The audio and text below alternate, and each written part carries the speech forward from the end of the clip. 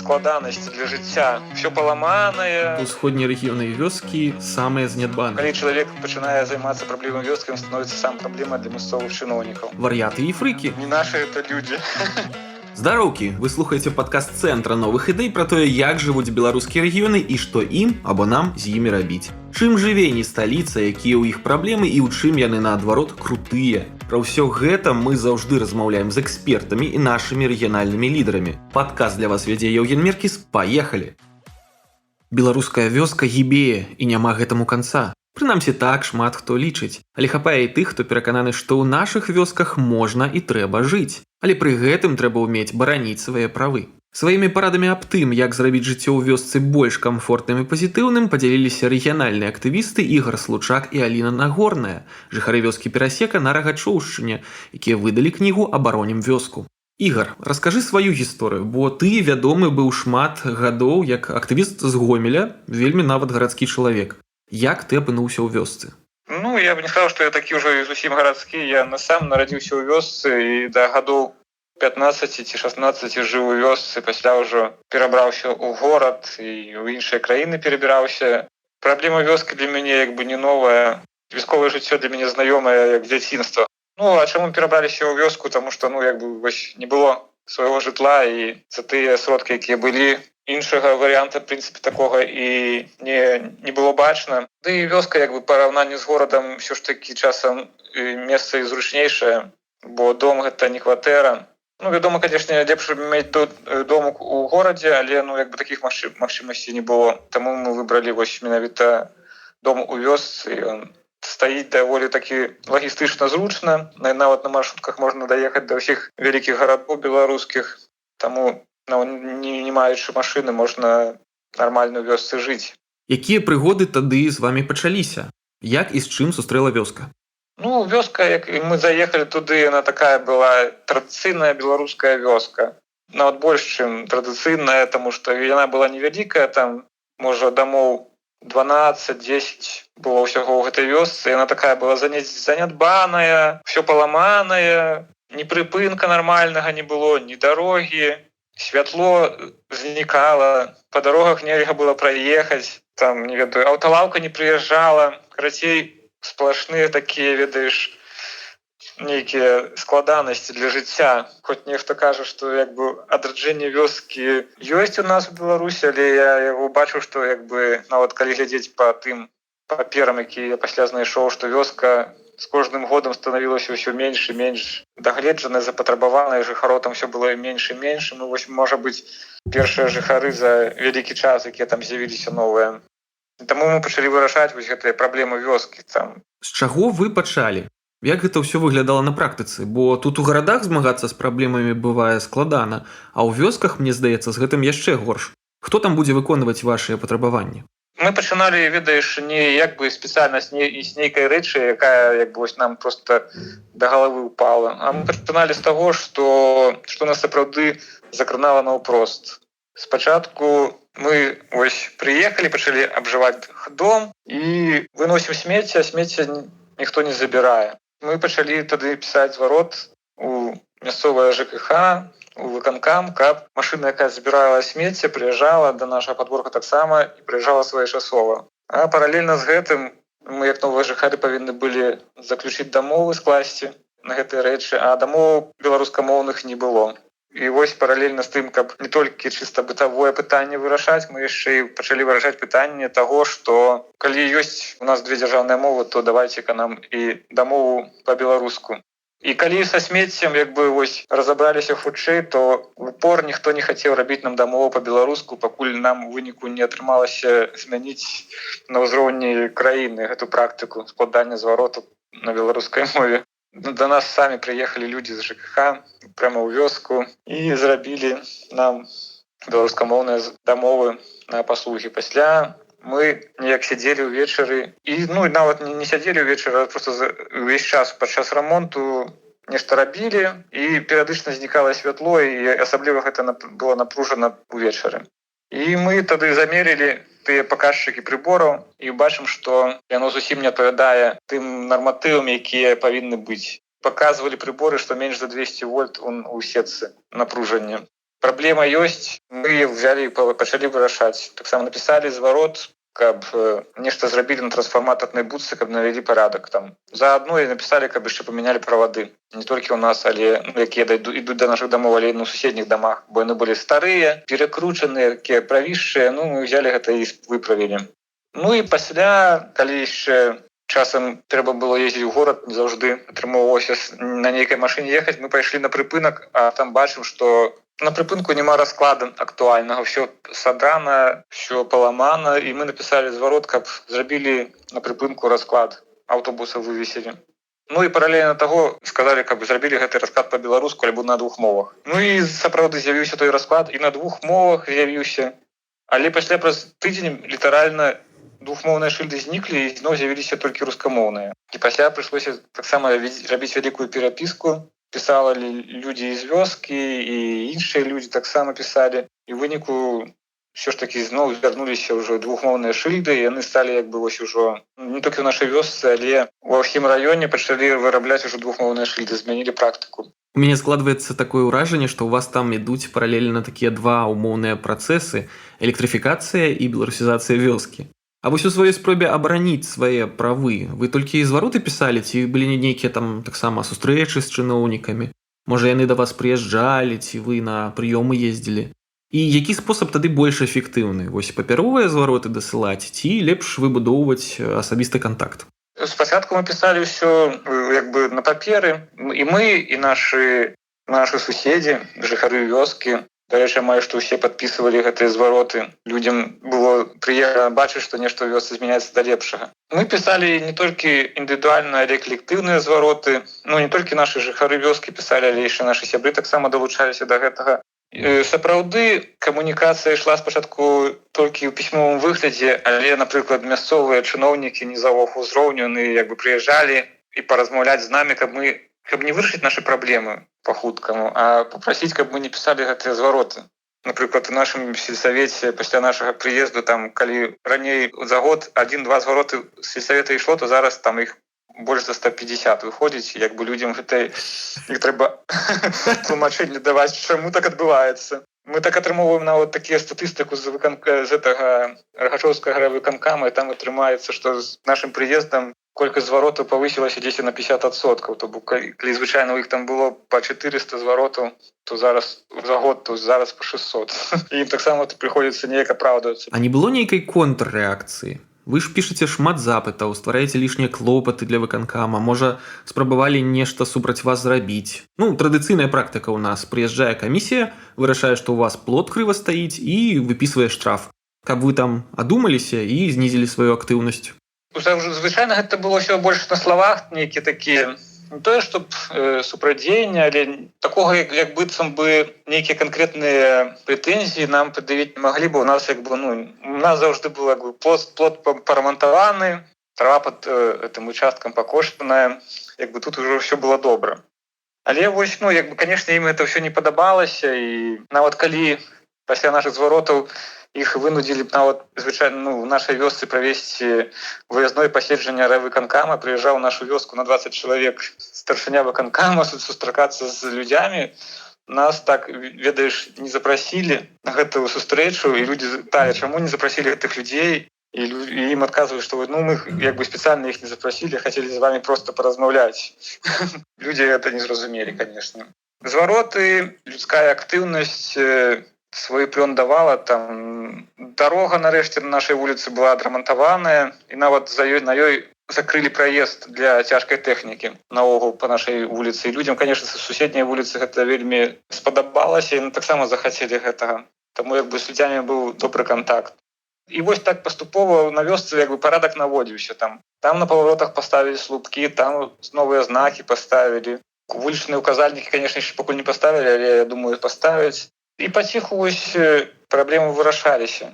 А як змянялася стаўленне да вас з боку мясцовых жыхароў? Бо, мне здаецца, у нас у большасці месцаў да актыўных людзей ставяцца, вар'яты і фрыкі. Ці была нейкая эвалюцыя стаўлення і поглядаў адносна вас?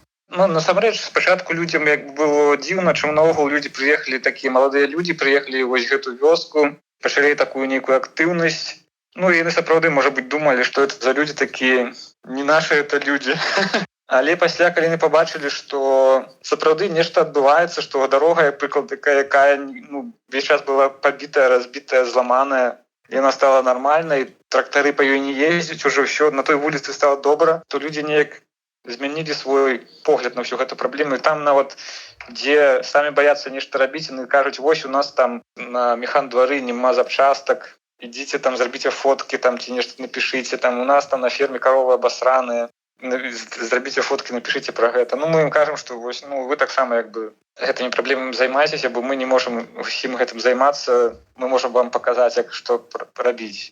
Для мясцовых улад, канешне, это было, мы былі як костка ў горле, бо вырашаючы праблемы ў сваёй вёскі, мы таксама пачыналі вырашаць праблемы і ў іншых суседніх вёсках таксама, асабліва гэта праблема з забеспячэннем чыстай пітной вадой, бо ва ўсім сельсавеце апынулася так, што 80-85% калодзежаў як непрыдатныя для піцця. А ў якім сэнсе непрыдатная для піцця? Там жа заўжды чыстая і крышталёвая вада, усе пра гэта кажуць. Так, сапраўды, яна выглядае чыстай і крышталёвай, калі яе браць з калодзежа, але па перавышэнні нітратаў там у 4, 5, у 6 разоў бывае перавышэнне па нітратах. Гэта горш, чым калі б яна была брудная. А з вадаправода, напрыклад, у нас таксама ў вёсцы ёсць вадаправод цэнтральны, там перавышэнне па жалезу. Бо Гомельская вобласць, яна такая, знаходзіцца на такіх землях, таких глебах, которые дуже пронизаны гэтымі металламі. Гомельшчына заўжды славілася сваім металам. Так, сапраўды. Яны таксама не толькі ў нашых сэрцах, але і ў нашай глебе. І вось там таксама па металу перавышэнне вады бывала чам у 6-7 разоў. Это яе таксама нельга было піць, нават у мыцца нельга было. І гэта пытанне да гэтага часу вырашаецца і пакуль яшчэ не вырашана. І да таго часу, як у Беларусі яшчэ больш-менш нейкая законнасць была, то мясцовыя ўлады стараліся нашы пытанні вырашаць, а пасля ўжо, калі ўжо пасля 2020 года ўжо стала не зусім не да законаў, пачаліся нейкія непонятныя прыдзіркі да гэтага часу, мы не ведаем.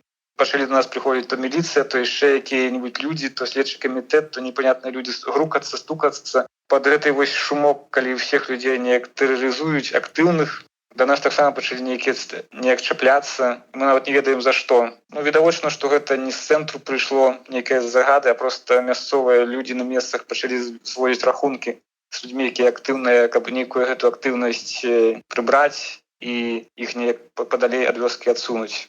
Бо калі чалавек пачынае займацца праблемай вёскі, ён становіцца сам праблема для мясцовых чыноўнікаў. Якія праблемы ў вас самыя невырашальныя апынуліся? Якія праблемы на практыцы занялі ці займаюць наогул больш за ўсё часу для вырашэння? Самыя складаныя па цягу вырашэння, гэта была дарога, але атрымалася вырашыць хаця б на адной вуліцы. Мы зараз займаемся вырашэннем праблемы на другой вуліцы. На той вуліцы таксама яе зрабілі больш добрай, каб таксама забаранілі праезд цяжкай тэхнікі па ёй, каб зрабілі аб'язную дарогу. Усё гэта рэальна. Таксама гэта праблема сур'ёзная для ўсяго раёна. Я б сказаў, это тая ж самая праблема з вадой. Каб у вёскі зрабілі нармальны вадаправод, паставілі станцыю абезжалезвання, альбо правялі з суседняй вёскі вадаправод ад той станцыі абезжалезвання, якая ў ёй ўжо ёсць, якая працуе, на жаль, таксама не вельмі добра, але ўсё ж такі працуе. Астатнія больш пытанні вырашаюцца, тыя ж шыльды, паляпшэнне прыборка смецця, там нейкае добраўпарадкаванне, так, гэта вырашаецца. І мы напісалі якраз такі з Алінай спецыяльную кнігу «Абаронім вёску», яна напісана на падставе нашага опыту. Там усе прыклады звароту, якія ёсць у кнігі, яны напісаныя на падставе тых зваротаў, якія мы паспяхова выкарыстоўвалі ў сваёй практыцы. Але наколькі я разумею, вы выпусцілі папяровы варыянт кнігі. Чаму вы не разглядалі варыянт электроннай версіі ці наогул стварэння такога сайта-даведніка? Папяровы варыянт кнігі «Абаронім вёску» мы выпусцілі так, але паралельна зараз ўжо працуе таксама не сайт, а тэлеграм-бот, мой зварот-бот. І ён зроблены на падставе якраз такі гэтай кнігі. Это лічы электронны варыянт кнігі. І ў гэтым тэлеграм-боце можна проста тыя ж самыя звароты, якія ў кнігі знайсці. Ён нават лепш, чым сама кніга, таму што калі ў кнігі ёсць раздзел прысвечаны адрасам, куды трэба даслаць звароты, то ўжо ў тэлеграм-боце адразу забітыя электронныя формы зваротаў міністэрстваў і і выканкамаў, і застаецца толькі скапіраваць зварот з таго бота, знайсці, таксама клікнуць на электронную форму, якая ёсць у боце, і дапісаць то, што трэба дапісаць датычна вашай канкрэтнай сітуацыі, і ўсё, і можна дасылаць зварот і вырашаць пытанне. О, так гэта супер. Атрымліваецца, калі ў мяне няма дзесьці асфальта, то я заходжу ў Telegram і там праходжу ў вашым боце нейкія стадыі ці пытанні і хутка знайду адказы на свае пытанні. Так, абсолютно просто. Абсолютно простая такая лагістыка там в гэтым боце, сапраўды. А кніга гэта больш, ўсё ж такі вёска, гэта крыху традыцыйнае грамадства, і часам прасцей людзям, на паперы нешта ўбачыць, прачытаць, перапісаць і ўжо даслаць. Але ёсць варыянт і з электронным, і самой кнігі ёсць пасылка, як знайсці ў Тэлеграме адрес гэтага бота. І таму чалавек, нават які мае кнігу, ён можа спачатку вывучыць пытанне спакойна, ведаеш, на руках, пачытаць, паглядзець, зразумець, а пасля можа скарыстацца і Тэлеграм-ботам. Не было неяк боязна запускаць Тэлеграм-бот у нашыя часы, калі людзей нават за падпіску на розныя тэлеграм-каналы содзяць? У Беларусі ніколі не было такіх добрых часоў, на жаль. Увесь час нешта адбывалася у 15, 16, 17, 18, 19 стагоддзі, нешта было, нейкія рэпрэсіі па палітычным, альбо нейкім сацыяльным, альбо рэлігійным пытанням. Паморкі былі, як зараз, таксама, і тут у нас ковід, там у іх былі таксама нейкая халера, чума ці нешта іншае. Заўжды нейкія праблемы у беларусаў былі, але гледзячы на тое, што замкі будавалі, кнігі друкавалі, мапы друкавалі, нешта выраблялі прыгожае, то я думаю, што і ў наш час трэба спрабаваць рабіць, паляпшаць нашу краіну, бо усе гэтыя часы, якія зараз адбываюцца, яны не вечныя. Гісторыя паказвае, што за дрэнным часам прыходзіць добры час, альбо прыходзіць яшчэ больш горшы час, мы гэтага не ведаем. Але трэба працягваць нешта рабіць, і рабіць гэта ў Беларусі, як мы робім. Як і нашы сяляне, мы таксама знаходзімся ў Беларусі, нягледзячы ні на што. Таму і працягваем працу. Як і нашыя сяляне. Гэта прагучала вельмі так па-шляхецку. Я што хацеў спытаць яшчэ, ты ў пэўным сэнсе гэта ўжо агучваў, што пасля 2020 года чыноўнікі сталі яшчэ менш рэагаваць на нейкія запыты, просьбы, звароты. Дык а што тады рабіць, калі яны ўключаюць дурня ці пачынаюць гуляць у сваю улюбёную гульню ад-футбол, калі ўсе спробы вырашыць праблемы ігнаруюцца? Насамрэч, яны не могуць ігнараваць усе вашы звароты, асабліва калі гэта не адзін зварот, а ад 2, ад 3, ад 6, ад 4, ад 10, 20 чалавек. Бо яны жывуць хоць нават у нашым такім сённяшняй сітуацыі, якая адбываецца ў краіне, яны жывуць ўсё роўна па сваіх паперках, і новыя паперкі складаюць. Калі ў паперках напісана, што павінна быць пітная вада ў вёскі такой якасці, якая патрэбна быць, то яны нічога не могуць з гэтым зрабіць, акрамя таго, як паспрабаваць гэту праблему неяк вырашыць. Таксама, калі у вас, напрыклад, у вёскі няма нейкага знака, то не трэба чакаць, калі знак той з'явіцца. І яны павінны з'явіцца, напісаць у ДАІ, і знак з'явіцца. Іншае проста пытанне, што вашы гэтыя дзеянні могуць не падабацца, і ў гэтым у той сітуацыі, якая зараз у краіне адбываецца, на вас могуць проста нейкія даносы, ананімкі пісаць, якія не адпавядаюць зусім ніякой рэчаіснасці, каб ваша проста актыўнасць трохі прыгасіць. Але калі вы гэта робіце не адзін, то ўсіх не прыгасіш. Паказвае практыка Беларусі, што ў любых войнах нейкія рэпрэсіі ўсіх ніколі не загасілі, і таму проста трэба быць больш актыўным і паказваць сваім прыкладам і неяк тлумачыць людзям, што залежыць усё не толькі ад аднаго чалавека, які нешта прыдумаў, а залежыць гэта ад кожнага. І толькі нашы апаненты, бачыўшы, што гэта праблема турбуе не аднаго-двух чалавек, а напрыклад, усю вёску, альбо ўвесь горад, альбо ўсю краіну, яны будуць прыслухоўвацца да гэтых галасоў і зваротаў. Таму зараз таксама можна і трэба пісаць, працягваць, наколькі гэта магчыма рабіць тое, чым ты займаўся да таго, як у нас у краіне пачалася такая сітуацыя. Яна ніколі у нашай краіне сітуацыя не была добрай, проста зараз яна для кагосьці стала больш відавочнай. Ігар, што яшчэ хацеў спытаць? Зараз Цэнтр новых ідэй выпускае новы рэйтынг беларускіх гарадоў. Там на аснове розных дадзеных складзены топ-40 гарадоў, і там вылучаецца група гарадоў, якія умоўна назвалі «Усходняя бездань». Яны месцяцца ў самым нізе выніковай табліцы, і яны пераважна з усходу. Ты таксама жывеш на ўсходзе Беларусі. Ці праўда гэта, што ўсходнія рэгіёны і вёскі самыя занядбаныя? Ну, калі вось так паглядзець па краінах, паехаць па краіне, то магчыма нешта ў гэтым ёсць, бо напрыклад у цэнтры, там напрыклад на захадзе крыху вёскі па-іншаму выглядаюць. Але я б не сказаў, што у нас як бы вось менавіта так усё занядбана, менавіта толькі на ўсходзе. Ну, аб'ектыўна там, канешне, крыху горшая сітуацыя, менш захавалася нейкай культурнай спадчыны. Людзі, магчыма, крыху менш актыўныя, чым на заходняй ці цэнтральнай Беларусі, але гэта ўсё, я б сказаў, не настолькі крытычна, каб нейкі падзел рабіць. Мне здаецца, што у нас беларусы ўсё ж такі такія больш-менш паўсюль аднолькавыя. Дзесьці у адным горадзе актыўней, у другім горадзе менш актыўней, але ў цэлым як бы я бачу, што актыўных людзей даволі шмат. Тых жа, напрыклад, калі маю народную свяцілавіч паглядзець, то наш гомельскі Сергей Балахонаў са Свяцілавіч. Я таксама са Свяцілавіч. Ужо вось на той маленькай вёскі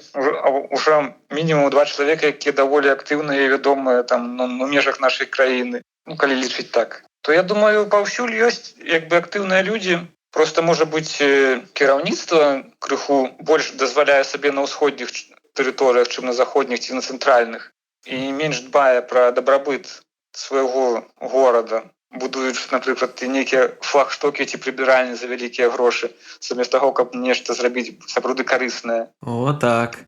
Слухай, калі глядзець у будучыню, з чаго б ты пачаў змены ў беларускіх вёсках? Яны залежаць ад агульных рэформаў, ну там, лібералізацыі ў эканоміцы. Ці ёсць нешта такое больш канкрэтнае, чым варта заняцца ў першую чаргу, каб іх змяніць да лепшага? Усё, што я думаю, што тут важнае тое, каб у галовах людзей было разуменне таго, што вёску трэба паляпшаць. Таму тут важна адукацыя і прыклад таго, што вашымі, напрыклад, зваротамі альбо вашай працы можна паляпшаць вёску. Калі будуць у вёскі актыўныя людзі, то і вёска будзе развівацца. Ну, вось гэта галоўнае. Я не скажу, якія канкрэтна захады трэба рабіць. Відавочна, што трэба рабіць вялікую рэформу. Але каб вёска нейкі малы бізнес развіваўся, каб нейкае падаткаабкладанне было іншае, каб проста чалавек мог проста на вёсцы жыць і проста працаваць і неяк сваю прадукцыю рэалізоўваць не абцяжараны нейкімі паперамі і іншымі бюракратычнымі рэчамі. Напрыклад, калі ўжо павярхоўна браць, то можна было проста вяскоўцаў, сапраўды, якія жывуць там, напрыклад, на вёсцы некалькі, хаця б год ці 2, да моманта увядзення, напрыклад, нейкага заканадаўчага акта, пазбавіць вось тых людзей, якія на вёсцы жылі вось гэты час, на 2, 3, 4, 5 гадоў падаткаў, напрыклад, пераглядзець бюджэт, каб перафармаваць такім чынам, каб з вялікіх гарадоў датацыі ішлі на малыя вёскі. Не проста там нешта рабілі нешта непатрэбнае, типа флагштокаў у вёсках ставіць альбо прыбіральні, а, напрыклад, забраць нейкую частку бюджэта з Гомеля і зрабіць на вёсках дарогі, напрыклад, нармальныя. Замест таго, каб у Гомелі, напрыклад, нейкія там фікусы ці кактусы ці нейкія туі высаджваць. Збольшага тут трэба проста людзям даць магчымасць самім нешта рабіць. Ну, ўсё ж такі цэнтр павінен клапаціцца пра тое, каб сапраўды там, дзе трэба, была дарога, вада, святло. Для вёскі, в прынцыпе, вось большага і не трэба. Таксама трэба ўсё ж такі, каб вакол вёсак былі нейкія зялёныя зоны сапраўды, бо вёскі зараз атачаюцца палямі, на якіх высаджваецца нейкая расліннасць. Гэтай палі вялікія, сельхозпрадпрыемствы не ў стане зрабіць нейкую якаснае землекарыстанне, і за кошт гэтага вёскі акружаныя як бы засеянымі палямі, якія ўгнойваюцца, вада праз гэта забруджаная нітратамі. Людзям няма дзе пагуляць. Нашы сельскагаспадарчыя прадпрыемствы таксама неяк мадэрнізаваць, каб яны высаджвалі не больш, а якасней, каб яны палі не засожвалі просто так, каб яны былі засеяныя, а засеяць ты ў 2 разы менш палей, але зрабіць там іх аддачу нашмат лепшую. Я быў, напрыклад, у Нідерландах і бачыў, там маленькая краіна памерам з Гомель, з Гомельскую вобласць. Там жыве ў 1,5 разы болей людзей, чым у Беларусі цалкам, і прадукцыі таксама даюць столькі, колькі мы не выдаём ўсёй краіны, напрыклад, і нашмат больш. Нават я прыходжу да сваёй маці на лецішча і бачу, што яе прадукцыі столькі на яе маленькім участку выдаецца, колькі не выдаецца нідзе, на нейкіх нашых дзяржаўных прадпрыемствах. Таму трэба разумнае землевыкарыстанне. зрабіць. І каб вяскоўцы таксама маглі не толькі проста жыць у вёсцы, але і жыць таксама з нейкім камфортам. Атрымліваецца такая падпраграма «Вёска для жыцця». Тады распавядзі, можа, яшчэ якія планы ў вас на вёску на наступны год і ці ёсць нейкія думкі па вашым падручніку, па гэтым адукацыйна-асветніцкім кірунку? Мы не ставілі сабе мэту такую, каб адукоўваць людзей, як жыць на вёсцы, але гэта так само сабой атрымалася. Нашы планы гэта развіваць нашу вёску, каб нам самім было трудна ў ёй жыць, бо як бы з гэтага ўсё і будуецца, в прынцыпе, калі б мы не былі зацікаўлены тым, каб наша вёска не была лепшая, у нас бы нічога не атрымоўвалася. Датычна нашай вёскі мы хацелі б, каб яна сапраўды была добрай, прыгожай, каб усе жыхары вёскі, а не толькі мы, неяк выглядалі больш цывілізавана, каб нейкая ў іх была бачанне сваёй вёскі, каб смецце не валялася, каб дарогі былі лепшыя, каб все гэтага хацелі. І каб людзі таксама раілі сваім сябрам паляпшаць у сваіх вёсках нешта. Бо прыемна быць у тых месцах, дзе ўсё прыгожа і здагледжана. Таму мы збіраемся працягваць жыць на вёсцы, вырашаць праблемы свае і дапамагаць вырашаць іх. Для таго мы напісалі гэту кнігу «Абаронім вёску», каб нам прасцей было гэта пытанне вырашаць. Всё залежыць ад кожнага. Проста трэба быць актыўным чалавекам і пра сваім прыкладам паказваць, што можна паляпшаць нешта да лепшага.